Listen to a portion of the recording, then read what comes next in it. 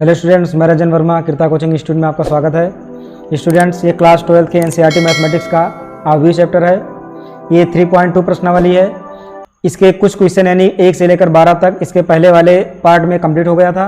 अब इसमें शुरू कर रहे हैं हम 13वें क्वेश्चन से और ये लास्ट तक जाएगा। तो चलिए शुरू करते हैं 13वें क्वेश्चन को। ये एफ एक्स बराबर cos X minus sine X 0 sine x cos X 0 0 0 1 ये मान दिया हुआ है। तो इसमें कह रहा है कि सिद्ध कीजिए f x into f y equal to f x plus y. तो इसमें हमें दोनों को मान रखना है। तो एफ एक्स का मान दिया लेकिन एफ वाई का मान नहीं दिया है। तो जैसे एफ एक्स दिया है उसी तरह से एफ वाई को बना लेंगे हम। तो यहीं पर हम बना ले रहे हैं। एफ वाई का मान हो जाएगा, जहाँ एक्स लिखा है वहाँ पर वाई हो जाएगा। तो ये बनेगा कास वाई और ये माइनस साइन वाई और 0 साइन एक्स की जगह हो जाएगा साइन वाई और कास एक्स की जगह हो जाएगा कास वाई और ये 0 0 और ये 1 ये हो जाएगा एफ वाई का मान। अब दोनों को हमें गुणा करना है एफ एक्स और एफ वाई को। तो यहाँ लिख देंगे एल एच एस में है f x into f y. दोनों को मान रख देंगे अब। तो पहला मान है cos X minus sine X 0 sine x cos X 0 0 0 1 ये है एफ एक्स का मान। अब उसके बगल में इंटू करके लिख देंगे एफ वाई का मान। तो एफ वाई हो जाएगा कास वाई माइनस साइन वाई 0 और ये साइन वाई कास वाई 0 0 0 1 ये इतना मान आ जाएगा। अब इसको हमें गुणा करना है। तो इसका पहला रो, इसका पहला कॉलम, इसका पहला रो, इसका दूसरा कॉलम, फिर तीसरा कॉलम, ऐसे बारी बारी से गुणा करते जाएंगे। तो पहले रो को पहले कॉलम से गुणा करेंगे। तो कास एक्स और कास वाई का गुणा हो जाएगा cos x into cos y. तो यहाँ लिखेंगे cos x into cos y. अब माइनस साइन एक्स का साइन वाई से गुणा होगा तो minus sine x into sine y. और 0 का 0 से गुणा होगा तो ये 0। ये एक स्टेप बन गया अभी। अब उसी तरह से दूसरे कॉलम से गुणा होगा तो कास एक्स का माइनस साइन वाई से गुणा। तो साइन को पहले लिखेंगे हम, लिख देंगे minus sine y into cos x और माइनस साइन एक्स का कास वाई से गुणा। तो इसको लिखेंगे हम minus cos y into sine x और 0 का 0 से गुणा 0 हो जाएगा। ये दूसरा स्टेप हो गया। अब तीसरा गुणा करेंगे लास्ट वाले में। तो कास एक्स का 0 से गुणा 0 और माइनस साइन एक्स का 0 से गुणा 0 और 0 का 1 से गुणा 0 ये इतना मान आ गया। अब इसका दूसरा रो पहले दूसरे तीसरे कॉलम से बारी बारी से गुणा करते जाएंगे। तो साइन एक्स का कास वाई से गुणा तो हो जाएगा sine x into cos y और कास एक्स का साइन वाई से गुणा तो ये हो जाएगा cos x into sine y और 0 का 0 से गुणा 0। ऐसे दूसरे कॉलम से गुणा करेंगे तो sine x sine Y minus में हो जाएगा minus sine x into sine Y. Cos x का कास वाई से गुणा तो plus cos x into cos Y 0 का 0 से गुणा 0। उसी तरह से तीसरे कॉलम से गुणा होगा तो ये सब 0 हो जाएगा 0 प्लस 0 प्लस 0। अब तीसरा रो पहले दूसरे तीसरे कॉलम से बारी बारी से गुणा होगा। तो 0 का कास वाई से गुणा 0 और 0 का साइन वाई से गुणा 0 और 1 का 0 से गुणा 0 और 0 का माइनस साइन वाई से गुणा यहाँ भी हो जाएगा 0 माइनस में और ये 0 का कास वाई से गुणा 0 और 1 का 0 से गुणा ये भी 0। अब तीसरे रो का तीसरे कॉलम से गुणा 0 का 0 से गुणा 0 ये भी प्लस 0 और 1 का नम 1 ये इतना बड़ा मैट्रिक्स बन गया। अब इसको हम सॉल्व कर लेंगे। अगर यहाँ से देखा जाए तो cos x cos Y minus sine x sine Y 0 को छोड़ दें तो ये कास ए प्लस बी का सूत्र बना है। यानी कि लिखेंगे इसको हम कास एक्स प्लस वाई। ये कास एक्स प्लस वाई का हो गया फार्मूला। उसी तरह से यहाँ भी अगर इसमें माइनस कॉमन ले लें तो साइन वाई कास एक्स और minus cos y sine x या लिख सकते हैं साइन एक्स कास वाई और plus cos x sine y. तो ये साइन ए प्लस बी का फार्मूला बन जाएगा लेकिन माइनस कॉमन करेंगे तो साइन एक्स प्लस वाई हो जाएगा। यहाँ लास्ट वाला सब 0 है तो उसको 0 लिख देंगे। उसी तरह से ये वाला sine x cos x sine y तो ये बनेगा साइन ए प्लस बी यानी साइन एक्स प्लस वाई। उसी तरह से दूसरे वाले में भी minus sine x sine y और plus cos x cos y. तो इसमें हम क्या करेंगे, cos a cos b minus sine a sine b, तो ये कास ए प्लस बी का सूत्र बन रहा है, तो लिखेंगे कास ए एक्स प्लस वाई, और ये जीरो है तो सब जीरो हो जाएगा, ये भी जीरो है सब जीरो, ये भी जीरो, और ये लास्ट वाला हो जाएगा 1। ये इतना मान आ गया। अब इसको अगर ध्यान से देखा जाए तो जहां जहां पहले x था वहां हमने y बनाया था, जहां पर x था सबको y बनाया था, लेकिन अब यहां पर जहां पर x और y था वहां पर हो गया x प्लस वाई। जब x था तो fx था, और जब fy यानी कि जब y यहां पर था तो fy, और जब यहां पर x प्लस वाई आ जाएगा तो fx प्लस वाई हो जाएगा। यानी इस पूरे मान को हम लिख सकते हैं f(x प्लस वाई), यानी RHS ये प्रूव्ड हो गया, ये सिद्ध हो गया मान हमारा। ये 14 क्वेश्चन है। 14 नंबर, दर्शाइए कि ये दो तरफ दिए हुए हैं, इनको दिखाना है कि बराबर नहीं है।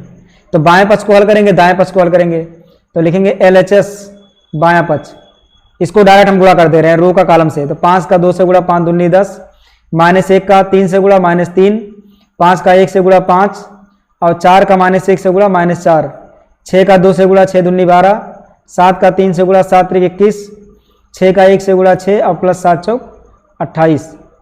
ये होगा इतना। इसको सॉल्व करेंगे, 10 में से 3 गया 7, 5 में से 4 गया 1, ये जुड़ेगा 2 1 3 2 1 3, ये 8 से 14, ये 4 2 1 3, ये 34 हो गया। तो ये भी बन गया बाएं पक्ष का। अब ऐसे निकाल लेंगे दायां पक्ष, यानी RHS को सॉल्व करेंगे हम, तो गुणा करेंगे इसको रो बाय कॉलम। तो 2 पंचे 10 प्लस 1 का 6 से गुणा 6, 2 का 9 2 -2, 1 का 7 से गुणा 7, 3 का 5 से गुणा 15 और प्लस 6 चौक 24, 3 का -1 से गुणा -3 और प्लस 7 चौक 28। ये इतना मान आ गया। अब इसको सॉल्व करेंगे तो 10 से 16, 7 में से 2 गया 5, ये 5 4 9 और 2 1 3 39, 28 में से 3 घटाएंगे तो 25। अगर दोनों पक्षों को देखा जाए LHS RHS को तो ये बराबर नहीं है, तो लिख देंगे यहाँ अतः LHS is not equal to RHS। ये हो गया सिद्ध। ये इसका दूसरा क्वेश्चन है, इसमें भी वही काम करना है, बराबर नहीं है ये दिखाना हमको। तो पहले LHS को सॉल्व करेंगे, तो इसको एक बार उतारेंगे हम, तो इसको डायरेक्ट लगा रहे हैं बिना उतारे हुए। तो 1 2 3 का गुणा -1 0 2 में, तो 1 का -1 से गुणा -1 और 2 का 0 से गुणा 0 और 3 का 2 से गुणा 3 दूनी 6। इसी तरह से 1 का गुणा 1 से 1, 2 का गुणा -1 से -2, 3 का गुणा 3 से +9, फिर 1 का गुणा 0 से 0, 2 का गुणा 1 से 2 और 4 का गुणा 3 से 4 3 12, फिर 0 का गुणा -1 से तो 0 और 1 का गुणा 0 से तो आएगा ये 0 और 0 का गुणा 2 से ये भी हो जाएगा 0। अब दूसरे वाले से गुणा होगा तो 0 का 1 से गुणा 0, 1 का -1 से गुणा -1 और 0 का 3 से ये हो जाएगा 0। अब तीसरे में गुणा करेंगे, 0 का 0 से गुणा 0 प्लस 1 प्लस 0 का 4 से गुणा 0। अब तीसरे का तीनों कॉलम में गुणा होगा, तो 1 का -1 से गुणा -1 और 1 का 0 में गुणा +0 और 0 का 2 से गुणा 0। अब दूसरे कॉलम में गुणा होगा तो 1 का 1 -1 और 0 का गुणा 3 से 0। अब 1 का गुणा 0 से 0, 1 का गुणा 1 से 1, 0 का 4 से गुणा 0। ये इतना मान आ गया इसका। अब इसको और सॉल्व करेंगे हम, तो 6 में से 1 घटेगा 5, 9 1 10, 10 में से 2 गया 8, 12 2 14। ऐसे ये वाला ये हो गया पूरा 0, ये -1 हो गया और ये +1 हो गया, ये -1, ये 1 में से 1 गया, ये भी कट जाएगा तो ये भी 0 आ गया, ये खाली 1। तो ये बन गया हमारा मैट्रिक्स। इसी प्रकार से RHS को सॉल्व करेंगे हम। पहले गुणा करेंगे रो बाय कॉलम, -1 का गुणा 1 से तो -1, 1 का गुणा 0 से 0 और 0 का गुणा 1 से तो ये होगा 0। अब -1 का गुणा 2 से तो -2, 1 का गुणा 1 से +1 और 0 का गुणा 1 से 0। अब -1 का गुणा 3 से तो -3, 1 का गुणा 0 से 0, 0 का गुणा 0 से 0। फिर ये गुणा होगा 0 का 1 से तो हो जाएगा 0, माइनस 1 का गुणा 0 से तो हो जाएगा -0, और 1 का गुणा 1 से प्लस 1, 0 का गुणा 2 से 0 प्लस -1, और 1 का गुणा 1 से तो हो जाएगा 1, और 0 का गुणा 3 से 0, और -1 का गुणा 3, -1 का गुणा 0 से तो आएगा 0, और 1 का गुणा 0 से ये भी हो जाएगा 0। अब तीसरा रो गुणा होगा तो 2 का नम 2 प्लस 0 और प्लस 4 का नम 4, और 2 दूनी 4 प्लस 3 प्लस 4 का गुणा 1 से 4, फिर 2 तिहाई 6 प्लस 0 और प्लस 0, ये इतना मान आ गया। अब इसको और सॉल्व करेंगे हम, तो -1 और -2 प्लस 1 तो ये भी हो गया -1, ये -3 आ गया, ये प्लस 1 बचा, ये -1 प्लस 1 ये भी 0 हो गया, ये पूरा 0, 4 और 2 6, 4 3 7 4 11, और ये 6 आ गया मान, ये इतना मान आ गया।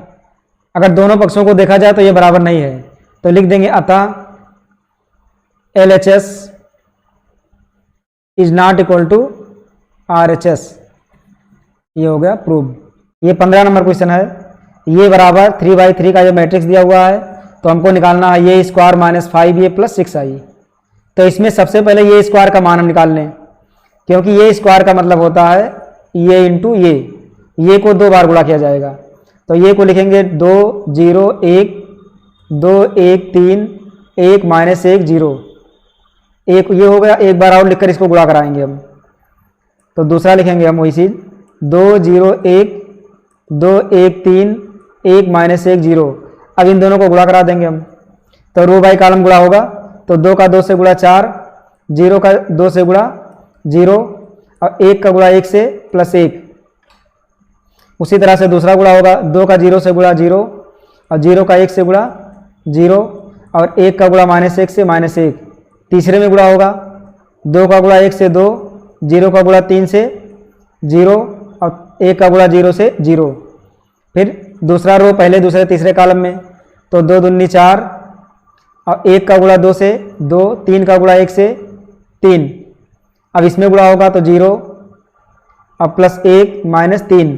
तीसरे कॉलम में गुणा होगा तो 2 प्लस 3 और प्लस 0। तो लास्ट वाला गुणा करेंगे हम, 2 का 1 से गुणा 2, और -1 का 2 से गुणा तो हो जाएगा -2, और 0 का 1 से गुणा 0, और 1 का 0 से गुणा 0, -1 का 1 से गुणा -1, 0 का -1 से गुणा 0, और तीसरे में गुणा करेंगे तो 1 का नम 1, और ये आएगा -1 का गुणा 3 से तो -3, और 0 का गुणा 0 से तो 0। ये बन गया मैट्रिक्स, और इसको हम जोड़ घटा देंगे, तो 4 और 1 5, -1 और ये 2, 4 2 6 3 9, -3 प्लस 1 -2, 3 और 2 5, -2 प्लस 2 -2 0, और ये -1, और ये 3 में से गया -2। ये मान आ गया ये स्क्वायर का। अब इस ये स्क्वायर के मान को इसमें रख देंगे और आसानी से आ जाएगा। तो यहाँ लिखेंगे हम ये स्क्वायर -5a प्लस 6i, तो इसमें सभी मान को रखा जाएगा। तो ये स्क्वायर का मान आया है 5 -1 2 9 -2 5 0 -1 -2, ये हो गया ये स्क्वायर का मान।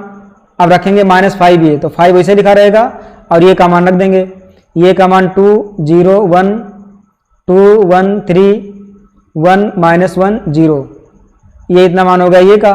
अब प्लस 6i, तो i की जगह हो जाएगा आइडेंटिटी। तो ये सब मैट्रिक्स 3/3 का है, तो आइडेंटिटी भी 3/3 का ही रखा जाएगा। तो 1 0 0 0 1 0 और 0 0 1। इस आइडेंटिटी के बारे में हम पहले वीडियो में बता चुके हैं, जो मैट्रिक्स का पहला वीडियो है उसमें बेसिक सॉल्व करा है, उसको जाकर के वहाँ देख सकते हैं, प्लेलिस्ट में इसका वीडियो मिल जाएगा। अब इसको सॉल्व करेंगे हम, तो चाहो तो पहले 5 अंदर गुणा करा दें, और या तो फिर डायरेक्ट जोड़ घटा लें हम। तो पहले एक स्टेप गुणा करा दें हम, तो 5 -1 2 9 -2 5 0 -1 -2, ये है ये स्क्वायर का मान। अब 5 को गुणा कराएंगे अंदर, तो ये 5 दूनी 10 0, 5 का नम 5, ये 5 दूनी 10 5, ये 15, 5 का नम 5, ये -5 और ये 0, ये 5 को हमने अंदर गुणा करा दिया। उसी तरह से 6 को अंदर गुणा कराएंगे तो 6 का नम 6, 0 0 0 6 0 और ये 0 0 6, ये इतना मान आ गया। अब इन सबको एक लाइन से लिख देंगे सभी को। पहले लिखेंगे 5 और ये -10 है तो लिखेंगे -10 और ये +6 तो यहाँ लिखेंगे +6, एक स्टेप हो गया।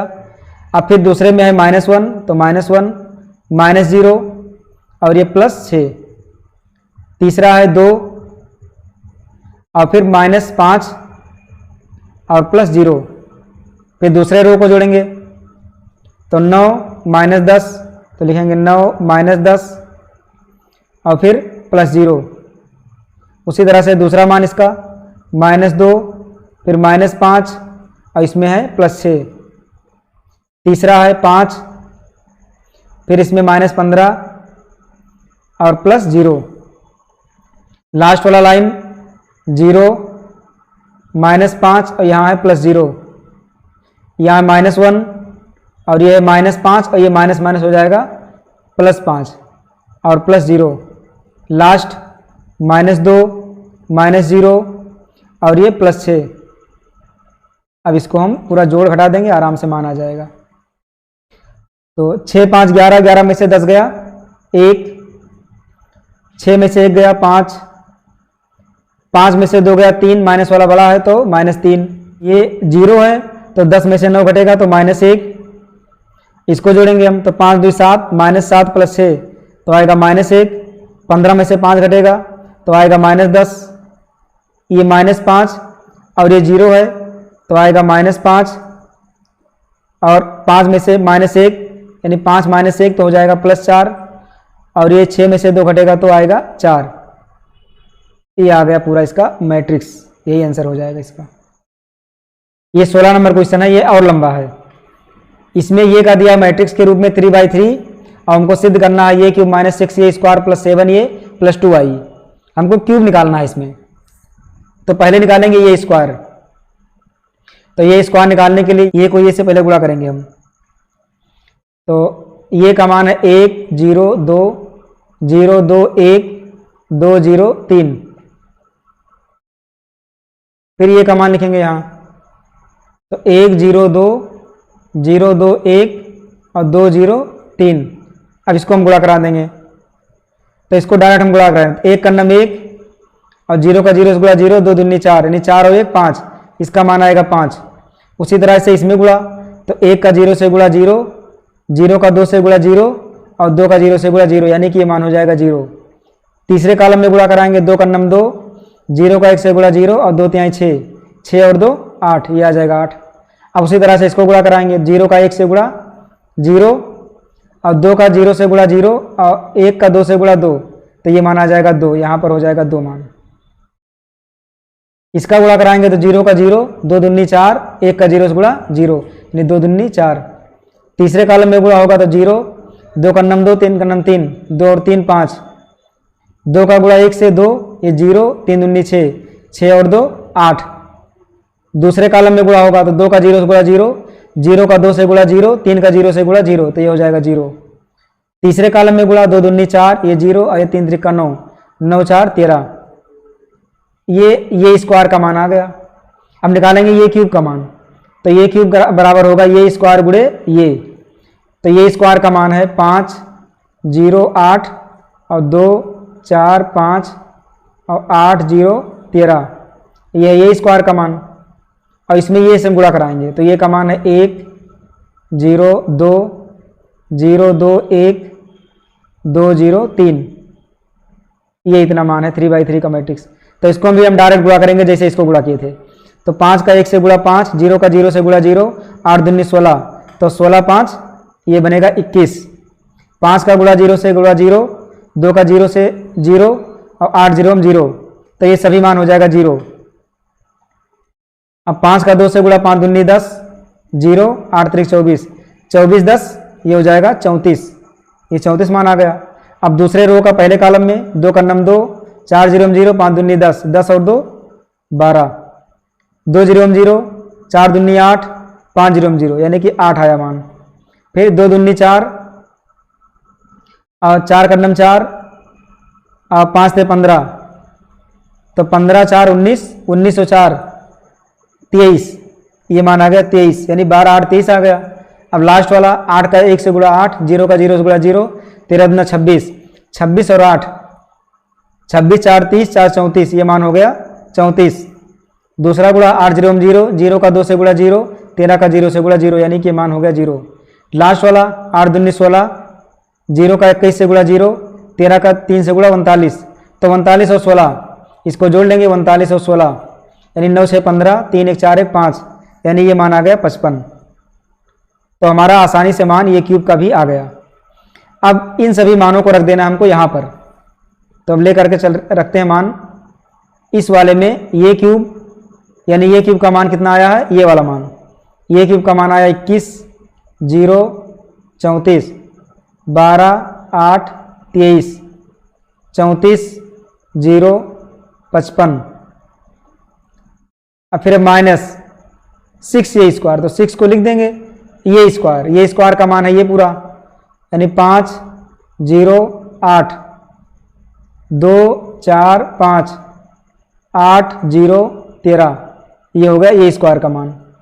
अब इसके बगल में लिखेंगे 7 ये, तो 7 ये का मान कितना है, ये वाला मान 1 0 2, फिर 0 2 1, फिर 2 0 3, ये मान हो जाएगा ये का। अब उसके बाद प्लस 2i, आई का मतलब आइडेंटिटी, अब आइडेंटिटी होगा 3/3 का, तो 1 0 0 0 1 0 और 0 0 1, ये होगा 3/3 का आइडेंटिटी, ये इतना मान हो गया। अब इन सभी को जोड़ा जाएगा, तो जोड़ने से पहले जो मान बाहर इसको अंदर गुणा करा दें हम, तो गुणा कराएंगे तो आएगा मान 21 0 34, ये वैसे रहेगा सब मान, 12 8 23, 34 0 55, ये तो वही रहेगा। अब इस मान को गुणा करेंगे तो 6 पंचे 30, 6 का 0 से गुणा 0, 6 8 48, 6 दूनी 12 और 6 चौक 24 और 6 पंचे 30, 6 8 48 और 6 0 0 और 13 6 78, ये इतना मान आ गया। अब प्लस 7 से गुणा करेंगे तो 7 का नाम 7, 7 0 0 7 दूनी 14, 7 0 0 7 दूनी 14, 7 का नाम 7, 7 दूनी 14, 7 0 0 7 3 21, ये इतना मान हो गया। आइडेंटिटी वाला लिख देंगे प्लस, ये मान है 2, तो 2 से गुणा होगा तो 2 0 0 0 2 0 और 0 0 2। अब इन सभी को जोड़ दिया जाएगा चिन्ह के अनुसार, ये माइनस चिन्ह है तो ये तो घटेगा, तो पहले इसको एक बार लिख दें उसके बाद जोड़े घटाएं हम। तो इन सभी मानों को लिख देंगे, तो पहला मान है 21 और इसमें पहला मान है -30, इसमें पहला मान है +7, इसमें मान है +2, ये एक स्टेप हो गया। ऐसे दूसरा स्टेप, यहाँ पर है 0, यहाँ पर है -0 और यहाँ पर है +0 और यहाँ पर है +0।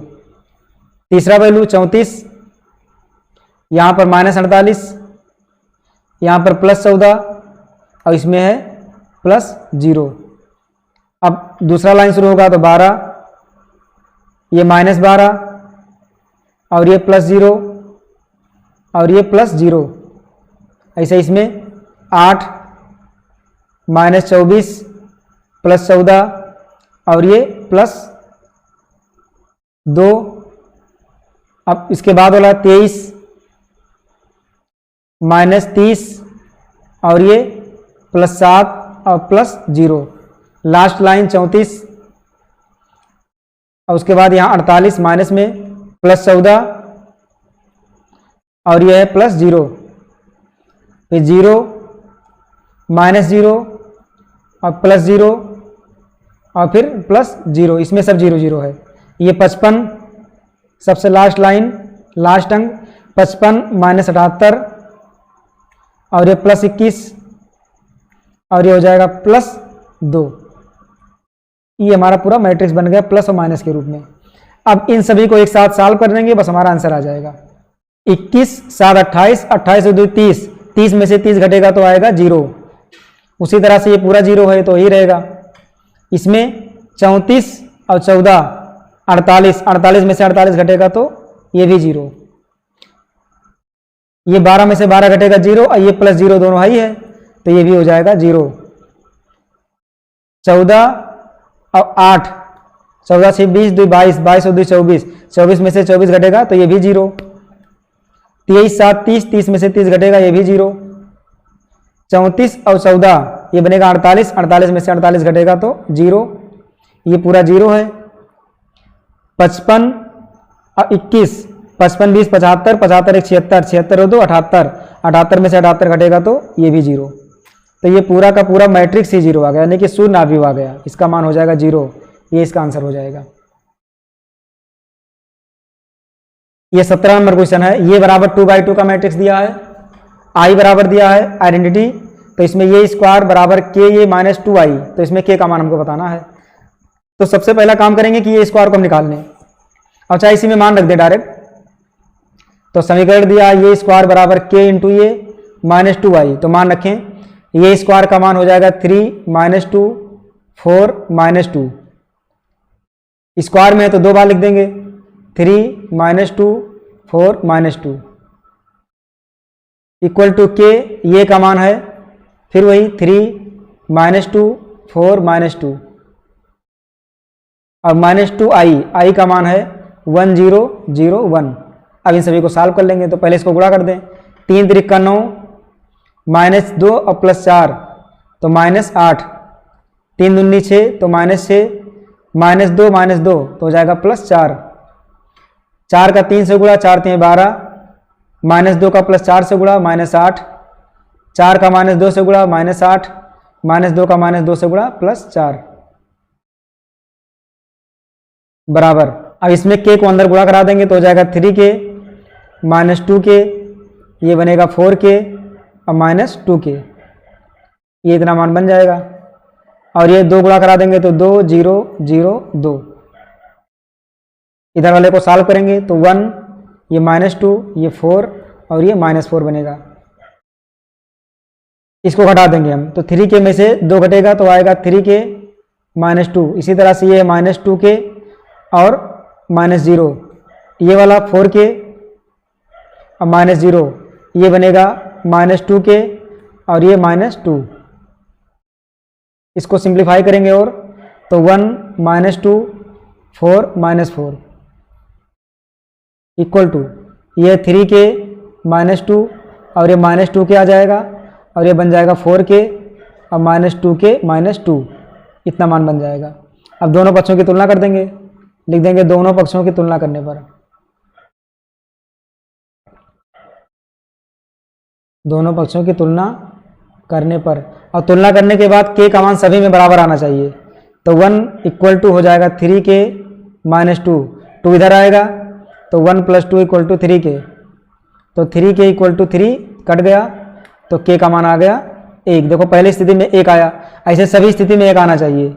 तो -2 बराबर -2k, ये तुलना करेंगे दूसरा वाला, तो -2 से -2 कट गया तो यहाँ भी k का मान 1 आ गया। दूसरी स्थिति में भी k का मान 1 आ गया। तीसरा स्थिति 4 = 4k, 4 से 4 कट जाएगा तो k = 1। तीसरी स्थिति में भी 1 आ गया।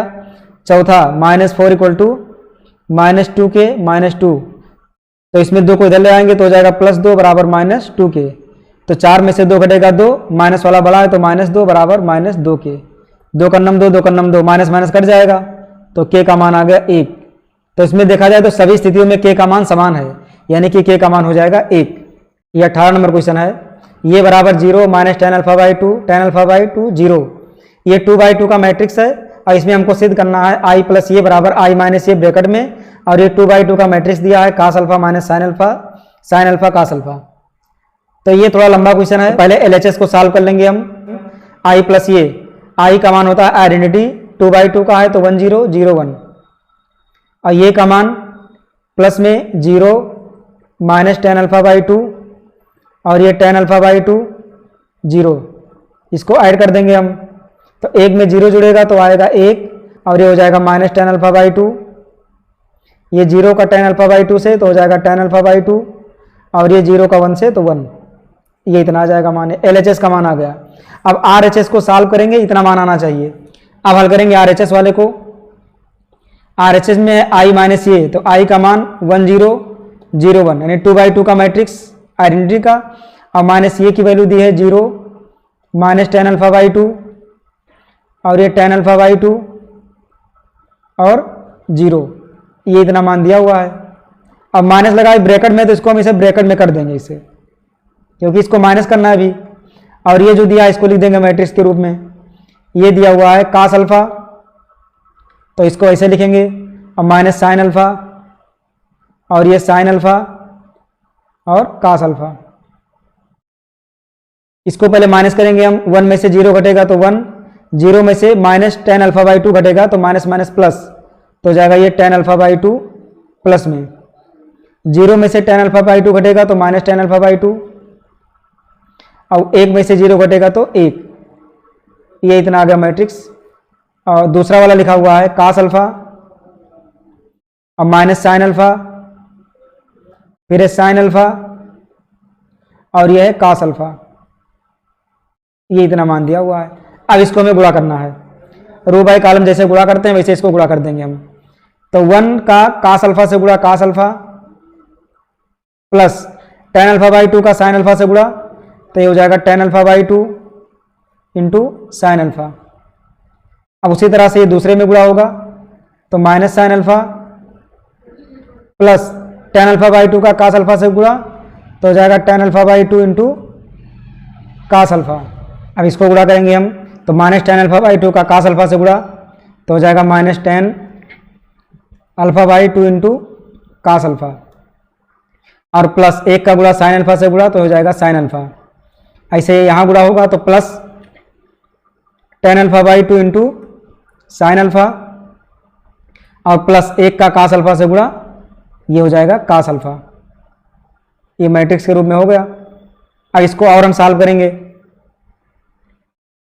तो इसमें tan को हम साइन बटे कास के रूप में तोड़ देंगे, तो ये कास अल्फा वैसे रहेगा, और प्लस tan को लिख देंगे साइन अल्फा बाई 2 और बटे cos alpha by 2 into sine alpha, ये लिखा हुआ वैसे ही। ऐसे यहाँ भी करेंगे, माइनस साइन अल्फा और tan अल्फा को लिख देंगे साइन अल्फा बाई 2 और बटे कास अल्फा बाई 2 इंटू हो जाएगा ये कास अल्फा। ऐसे यहाँ भी तोड़ देंगे, तो ये माइनस साइन अल्फा बाई 2 बटे कास अल्फा बाई 2 और इंटू कास अल्फा और plus sine alpha. tan alpha by 2 को तोड़ देंगे तो हो जाएगा साइन अल्फा बाई 2 बटे ये हो जाएगा cos alpha by 2 into sine alpha और प्लस कास अल्फा। अब इसको हम कर देंगे मैट्रिक्स के रूप में। अब इसको सॉल्व किया जाएगा, बटे 1 कर देंगे, यहाँ भी, यहाँ बटे 1 करेंगे, यहाँ बटे 1 करेंगे, यहाँ बटे 1 करेंगे, और एलसीएम लेकर सॉल्व करेंगे। तो ये कास अल्फा बाई 2 आकर यहाँ गुणा होगा, तो ये बनेगा cos alpha into cos alpha by 2 और प्लस में रहेगा sine alpha by 2 into sine alpha, यानी कि साइन अल्फा को पहले लिख दें इंटू साइन अल्फा बाई 2, और पूरे का बटे होगा कास अल्फा बाई 2। इसी तरह से इधर वाले को सॉल्व करेंगे, तो कास अल्फा बाई 2 आकर यहाँ गुणा होगा, तो ये बनेगा minus sine alpha into cos alpha by 2 और प्लस इसमें कुछ नहीं होगा वैसे रहेगा, तो कास अल्फा को हम पहले लिख देंगे, तो लिखेंगे cos alpha into sine alpha by 2, अब बटे के नीचे जो है उसको इसे लिखा रहने देंगे, बटे के नीचे है कास अल्फा बाई 2, ये सबका एलसीएम हुआ था। ऐसे यहाँ भी करेंगे हम, तो पहले लिखेंगे कास अल्फा को पहले लिख दें या साइन अल्फा बाई 2 को पहले लिख दें, तो लिखेंगे minus sine alpha by 2 into cos alpha और प्लस ये जाकर यहाँ गुणा हो जाएगा, तो यहाँ रहेगा cos alpha by 2 into sine alpha, और एलसीएम आएगा इसका कास अल्फा बाई 2। इसको इसे सॉल्व करेंगे तो कास अल्फा बाई 2 यहाँ गुणा होगा, तो ये बनेगा sign alpha into sine alpha by 2, इसको हमने सीधा कर लिया, बड़े वाले को पहले छोटे वाले को बाद में। ऐसे यहाँ भी cos alpha into cos alpha by 2, और इसका बटे होगा ये कास अल्फा बाई 2। इसको मैट्रिक्स के रूप में लिख देंगे, ब्रैकेट लगा देंगे बड़ा वाला, इसको और आगे सॉल्व करेंगे। अब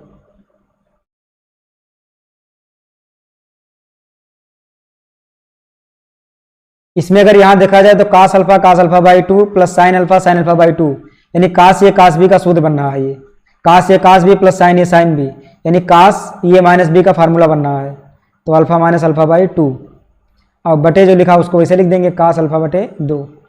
यहाँ भी, यहाँ अगर देखा जाए तो minus sine alpha cos alpha by 2 plus cos alpha into sine alpha by 2। अगर यहाँ से माइनस कॉमन लेने हम तो sine a cos b minus cos a sine b, यानी साइन ए माइनस बी का फार्मूला बन रहा है। तो माइनस कॉमन करेंगे तो साइन ए माइनस बी का फार्मूला यानी अल्फा माइनस अल्फा बाई 2। अब बटे के नीचे है कास अल्फा बटे 2। यहाँ देखेंगे तो sine a cos B cos a sine B minus में, तो ये माइनस वाले का सूत्र लग जाएगा साइन का, तो लिखेंगे हम sine alpha minus alpha by 2, ये फार्मूला बन गया। अब बटे के नीचे जो लिखा था वैसे लिख देंगे कास अल्फा बाई 2। ऐसे यहाँ भी साइन ए साइन बी और कास ए कास बी, यानी कि cos a cos b plus sine a sine b, यानी कास ए माइनस बी का फार्मूला बन रहा है ये। तो cos alpha minus alpha by 2, अब बटे के नीचे हो जाएगा कास अल्फा बाई 2, ये इतना मान आ गया। अब इसको और सॉल्व करेंगे हम, तो cos alpha minus alpha by 2, यानी एक में से आधा घटाएंगे तो आधा बचेगा, यानी अल्फा बाई 2 बचेगा, तो ये बनेगा कास अल्फा बाई 2। अब बटे के नीचे भी है कास अल्फा बाई 2। ऐसे यहाँ माइनस साइन अल्फा बाई 2 आएगा और यह है कास अल्फा बाई 2। उसी तरह से यहाँ आएगा साइन अल्फा बाई 2, अब बटे के नीचे कास अल्फा बाई 2। ऐसे यहाँ कास अल्फा बाई 2 आएगा, अब बटे के नीचे आएगा कास अल्फा बाई 2। ये कास से कास कट गया और ये भी कास से कास कट गया, तो मान कितना आ गया, यहाँ मान आया 1, और ये साइन बटे कास हो जाएगा टेन अल्फा बाई 2, और ये साइन बटे कास ये हो जाएगा टेन अल्फा बाई 2, और ये हो जाएगा 1। तो जितना मान LHS का था उतना आ गया RHS का, यानी कि LHS का मान और RHS का मान ये बराबर हो गया, ये हो गया प्रूव। तो बहुत ही लंबा क्वेश्चन था, इसको बहुत ध्यान से लगाएंगे तब लगेगा सही से, नहीं तो कहीं ना कहीं अगर एक ही भी पॉइंट गलत हो गया तो सही से सिद्ध नहीं हो पाएगा, ये मान बराबर नहीं आएगा।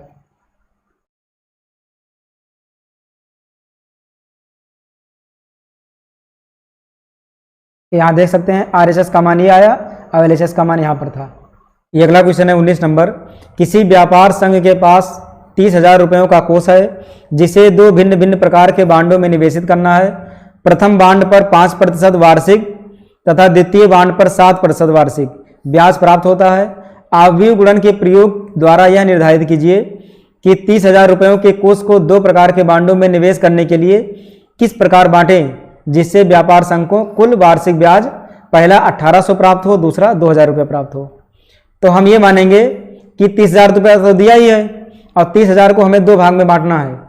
तो यहाँ लिख देंगे हमारे पास 30,000 रुपया है और 30,000 को दो भाग में बांटेंगे। तो पहले भाग को मान लेंगे x रुपया, तो दूसरा भाग हो जाएगा 30,000 माइनस x, ये 30,000 माइनस x रुपया हो जाएगा दूसरा वाला बॉन्ड।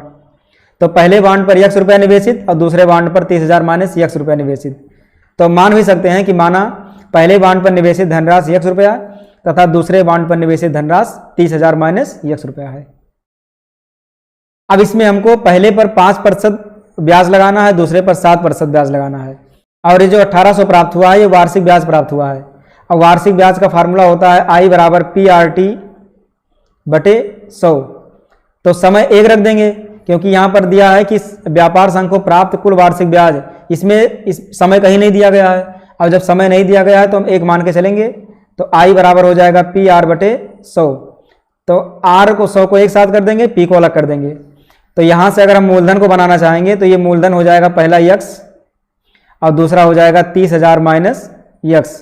इसको चाहो तो हम डायरेक्ट भी लगा सकते हैं, लेकिन डायरेक्ट नहीं लगाना है, यहाँ दे दिया है कि आवयव गुणन के प्रयोग द्वारा लगाना है इसको।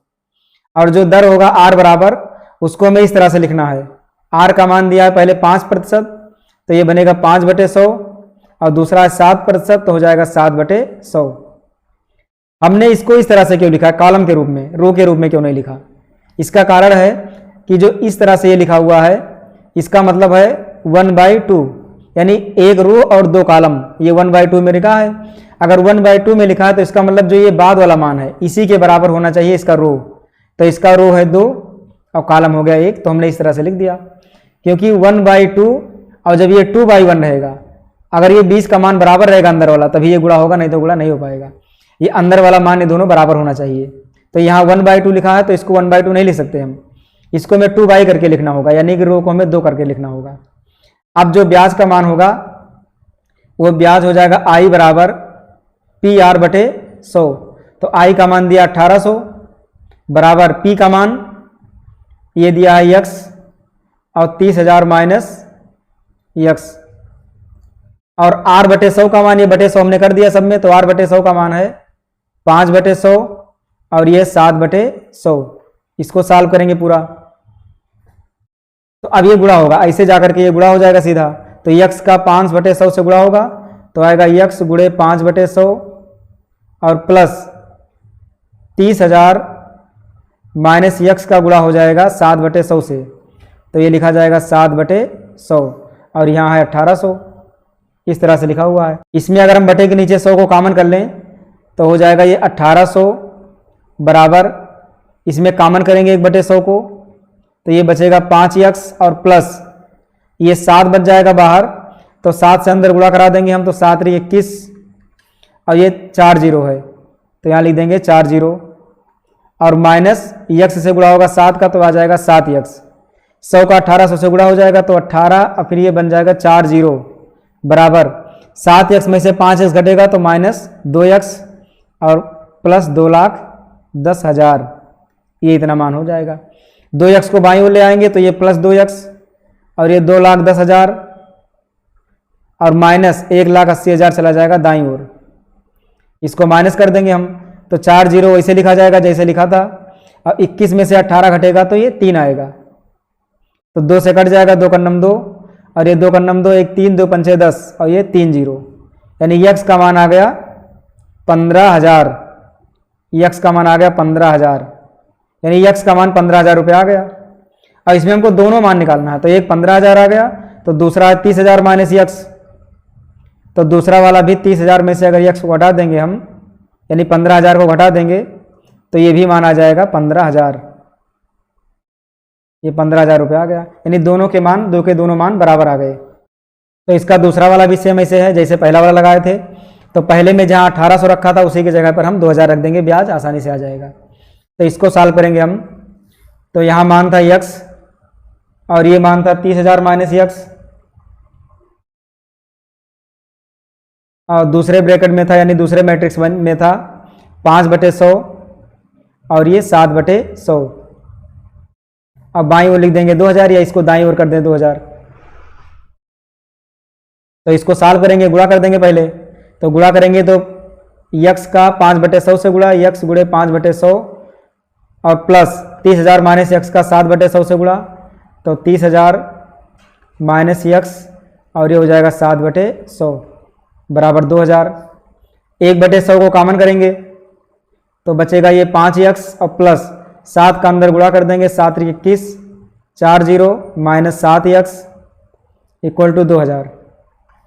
अब 100 जाकर गुणा हो जाएगा वहाँ, और 7x में से 5x घटेगा तो आएगा माइनस 2x प्लस 2,10,000 बराबर ये आएगा 2,000 और 00 आकर गुणा हो जाएगा तो ये 2 लाख बन जाएगा। अब ये जाकर वहाँ माइनस होगा तो माइनस 2x बराबर ये 2 लाख माइनस 2,10,000 माइनस होगा तो ये कितना बनेगा, ये बनेगा माइनस 10,000 और ये माइनस 2x है तो माइनस से माइनस कट जाएगा, 2 का नम 2 2 पंचे 10 यानी आ गया ये 5,000। तो यक्स का मान 5,000 आ गया, 5,000 रुपया। 30,000 माइनस यक्स का मान कितना आएगा, दूसरा वाला बॉन्ड, तो दूसरा वाला मान आ जाएगा 30,000 में से घटा देंगे 5,000 को तो ये आ जाएगा 25,000, ये इसका मान हो गया दूसरा वाला बॉन्ड 25,000। ये 20 नंबर है। किसी स्कूल की पुस्तकों की दुकान में 10 दर्जन रसायन विज्ञान, 8 दर्जन भौतिक विज्ञान तथा 10 दर्जन अर्थशास्त्र की पुस्तकें हैं। इन पुस्तकों का विक्रय मूल्य क्रमशः 80 रुपया, 60 रुपया तथा 40 रुपये प्रति पुस्तक है। आव्यूह बीजगणित के प्रयोग द्वारा ज्ञात कीजिए कि सभी पुस्तकों को बेचने से दुकानदार को कुल कितनी धनराशि प्राप्त होगी। इसमें टोटल धनराशि बताना है, तो इसको भी बताना है, मैट्रिक्स विधि से ही लगाना है हमको। तो कितना रुपया मिलेगा, तो पहले तो ये पता करें हम कि टोटल पुस्तक कितने हैं। तो पहले पुस्तकों को हम लिख लेंगे, तो पुस्तकों को मान लेंगे ये बराबर, पुस्तक दिया है रसायन विज्ञान का 10 दर्जन और 8 दर्जन है भौतिक विज्ञान का और 10 दर्जन है अर्थशास्त्र का, ये हमने लिख दिया। और एक एक जो पुस्तक दिए हैं वो सब दर्जन में दिए हैं, तो हम इसको पुस्तकों में करने के लिए क्या करेंगे, 12 से गुणा कर देंगे तो ये पुस्तक में हो जाएंगे, दर्जन से हट जाएंगे। अब इसका विक्रय मूल्य दिया हुआ है, तो यहाँ सेल प्राइस जो इसका दिया है लिख देंगे एसपी। सेल प्राइस इसका दिया है 80 रुपया, 60 रुपया और 40 रुपया प्रति पुस्तक, यानी एक एक पुस्तक का ये विक्रय मूल्य दिया हुआ है। अब इसको हमने इस तरह से लिखा, इसको हमने इस तरह से लिखा, क्योंकि ये क्या है, ये 1/3 में है, तो जो दूसरा वाला मैट्रिक्स होगा उसको हम 1/3 में नहीं लिख सकते, उसको हमें 3/1 में लिखना होगा, क्योंकि ये अंदर वाला मान बराबर होना चाहिए। अगर ये बराबर नहीं है तो गुणन का काम नहीं हो सकता, और ये गुणा ही करना है। अगर पुस्तकों की संख्या दिया है और एक पुस्तक का दाम दिया है और टोटल धनराशि निकालना है, तो जब गुणा करेंगे तभी धनराशि आएगा। तो हमको ये पुस्तकों की संख्या और इसका सेल प्राइस दोनों को गुणा कर देना है। तो यहाँ गुणा करेंगे हम, तो 12 को अंदर पहले गुणा कर दें, तो 12 2 120 और 12 8 96 और ये 12 2 120, ये है पुस्तकों की संख्या। और इसको गुणा करेंगे सेल प्राइस से, यानी 80 से गुणा करेंगे, 60 से और 40 से, इसलिए इसको रो बाय कॉलम और कॉलम बाय रो लिखा जाता है हमेशा, क्योंकि जो ये आर्डर इसका है कोड वो समान होना चाहिए। ये 1/3 है और ये 3/1 का आर्डर है, तो 3 3 सेम है तभी गुणा होगा। अब 120 96 120 का गुणा 80 60 और 40 में होगा, तो 120 का 80 में गुणा, तो 12 8 96 और 00 9600 हो गया, प्लस 96 का गुणा 60 में, तो 6 8 36 6 9 54 54 और 3 57 और 0 है, 0 को लगा देंगे। 120 का 40 से गुणा, 12 चौक 48 00, ये इतना मान आ गया। अब इसी मान को ऐड कर देंगे, बस आंसर हो जाएगा। तो 0 0 0 लास्ट में 0 है, फिर 0 फिर 6 फिर 0, ये 6 हो गया। अब 8 7 15 15 और 6 21, हासिल आया 2 2 9 11 11 5 16 16 4 20, ये 20,160 रुपया हो जाएगा टोटल पुस्तकों का मूल्य। ये लिखा हुआ है। मान लीजिए कि एक्स वाई जेड डब्ल्यू तथा पी क्रमशः 2/n 3/k 2/p n/3 तथा p/k कोटियों के आव्यूह हैं। नीचे दिए प्रश्न संख्या 21 तथा 22 में सही उत्तर चुनिए। तो पहले 21 को लगाएंगे फिर 22 को लगाएंगे हम। तो इसमें x का है 2/n, लिख देंगे x आव्यूह का जो कोड दिया है वो 2/n दिया है, और y आव्यूह का कोड दिया है 3/k, और z आव्यूह का कोड दिया है 2/p, ये 2/p दिया है यहाँ पर, और w आव्यूह का दिया है n/3, और p आव्यूह का दिया है सबसे लास्ट p/k। ये सभी के कोड दिए हैं, सभी आव्यूहों को कोड दिए हैं। तो हमको बताना है py प्लस wy के परिभाषित होने के लिए n के तथा p पर क्या प्रतिबंध होगा। ये मैट्रिक्स है और ये इसकी कोट है, तो कितनी कोट होना चाहिए, मान क्या होना चाहिए np और k का। तो लिखेंगे py और प्लस wy। तो p की कोड क्या दी है, p की कोड यहाँ दिया है p/k, तो इसका कोड दिया है p/k। और y का कोड दिया है, यहाँ पर y का कोड दिया है 3/k, इसका है 3/k। तो इन दोनों को अगर गुणा करना है तो कोड का जो अंदर का मान होता है ये वाला मान, ये दोनों सेम सेम होना चाहिए। तो अगर यहाँ 3 है तो k का मान भी 3 होना चाहिए, यानी k का मान 3, एक मान निकल आया। कोड में जब अंदर का मान बराबर होगा तभी ये गुणा होगा, नहीं तो गुणा नहीं हो पाएगा। आव्यूह में कोड का मान अंदर वाला मान बराबर होना चाहिए। जैसे कोई भी हम ले लें 2/2 का, अगर हम मैट्रिक्स ले लें, ये 2/2 का मैट्रिक्स है, तो इसमें जो अगला मैट्रिक्स होगा वो 2/3 हो, चाहे 2/5 हो, चाहे 2/4 हो, इस तरह से होना चाहिए। तो 3 2 4 3 1 3, ये 2/3 का मैट्रिक्स है, तो ये अंदर का मान बराबर है, इसको गुणा कर सकते हैं आसानी से। तो यहाँ पर 3 है तो ये k का मान भी 3 होगा। अब उसके बाद में अगला वाला मान है wy। तो w का जो कोड दिया है वो है n/3 का, n/3 कोड का मैट्रिक्स है ये। अब y है 3/k का, 3/k का ये मैट्रिक्स है y वाला। तो इसमें तो 3 3 बराबर दिया पहले से ही, यानी हमको n और k में देखना है। अब तो n और k का मान क्या होना चाहिए कि ताकि ये आराम से गुणा हो जाए, और गुणा होने के बाद इसमें जुड़ भी जाए। तो हमको जोड़ना भी है, तो कब जुड़ेगा ये, जब दोनों का आव्यूह का जो आर्डर है वो जब बराबर होगा, यानी कोड जब बराबर होगी दोनों का, तभी ये जुड़ेगा। तो अगर इसको हम गुणा करेंगे इन दोनों को, तो ये आएगा p/k का मैट्रिक्स बनेगा, ये बनेगा p/k का मैट्रिक्स।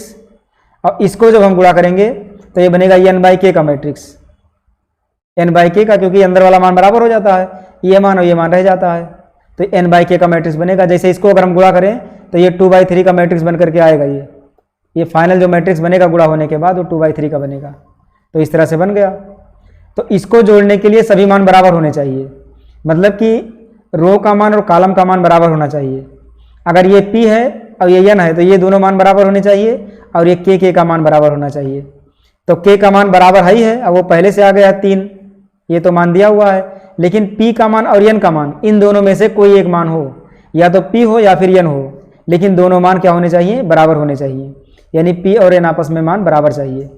तो k का मान 3 और p और n का मान बराबर, यानी ऑप्शन नंबर ये, ऑप्शन ये सही हो जाएगा। इसी तरह से देखेंगे 22 वाले नंबर क्वेश्चन को। ये 22 नंबर क्वेश्चन है, n बराबर p, तो आव्यूह 7x माइनस 5z की कोटि है, क्या होगा इसमें ऑप्शन में। तो पहले इसको लिखेंगे 7x माइनस 5z, तो चाहो तो 7 में को हम गुणा करें या ना गुणा करें, इसकी कोटि पर कोई प्रभाव नहीं पड़ने वाला है। जो आव्यूह का कोटि होता है वो वही रहेगा, चाहे कुछ मान गुणा हो या ना गुणा हो। तो ये 7 है, ये बाहर रहेगा, और इसकी जो x का कोट दिया है वो यहाँ से देखेंगे हम, x का कोट दिया है 2/n, तो x का कोट दिया है 2/n, 5 को बाहर रखेंगे हम, और z का जो कोट दिया है वो है 2/p, z का कोट है 2/p।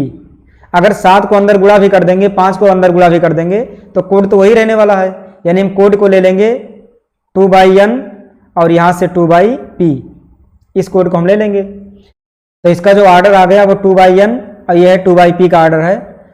किसी भी मैट्रिक्स को जोड़ने या घटाने के लिए उसका ऑर्डर बराबर होना चाहिए। तो ये 2/n का, ये 2/p का है, तो बराबर नहीं है ये, और बराबर होना चाहिए तभी घटेगा ये। और यहाँ पर 2 है, यहाँ पर भी 2 है, तो ये तो ठीक है, बराबर है, लेकिन दूसरा वाला मान ये बराबर नहीं है। इसका मतलब या तो n होना चाहिए या तो p होना चाहिए, मतलब n और p का मान बराबर होना चाहिए। तो यहाँ पर दिया हुआ है कि n और p का मान बराबर है, तो हमको बताना है कि घटाने के बाद किस ऑर्डर का बनेगा ये। तो ऑर्डर क्या होना चाहिए, रो का इसमें दिया है 2, तो रो तो 2 रहेगा ही, और जो कॉलम वाला होगा वो या तो n होगा या तो p होगा। तो कॉलम वाला या तो n बनेगा और या तो फिर p बनेगा, यानी ऑप्शन में देख लेंगे कि n है कि p है, वही सही हो जाएगा। तो ऑप्शन में दिया है 2/n, यानी बी ऑप्शन इसका सही हो जाएगा। तो बस आज के लिए इतना ही। इसके बाद का जो अभ्यास है वो अगले वीडियो में मिल जाएगा, तब तक इसको देखें और इसको समझें तथा अपना नोट्स बनाते चलें। अगर इसमें कहीं कुछ प्रॉब्लम हो, कोई कन्फ्यूजन हो, तो हमें कमेंट सेक्शन में बता सकते हैं, अगले वीडियो में हम उसको क्लियर कर देंगे। तो फिर मिलेंगे अगले वीडियो में, तब तक के लिए धन्यवाद।